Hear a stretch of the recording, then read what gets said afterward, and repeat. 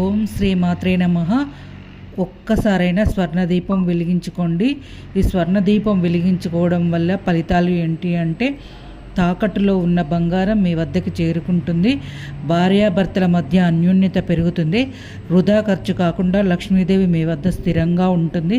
ఇది ఎలా వెలిగించుకోవాలంటే, బెల్లాన్ని దీపం ముట్టించుకునేటట్టు అనువుగా అయితే కట్ చేసుకోండి. ఇలా రౌండ్గా కట్ చేసుకొని ఆ బెల్లానికి 5 చోట్ల గంధము కుంకుమ పెట్టి దాంట్లో పువ్వు వత్తి కానీ లేదంటే వత్తులు కానీ వేసుకొని నువ్వుల నూనె కానీ ఆవు నెయ్యి కానీ వేసి ఏకహారతితో కానీ అగరబత్తితో కానీ దీపం అయితే వెలిగించుకోండి. ఇది ఏ రోజు వెలిగించుకోవాలి అంటే మంగళవారము, గురువారము, శుక్రవారము, అమావాస్య రోజు, పౌర్ణమి రోజు వెలిగించుకుంటే చాలా మంచి ఫలితం అయితే ఉంటుంది. ఏమైనా డౌట్స్ ఉంటే లాంగ్ వీడియో చూడండి.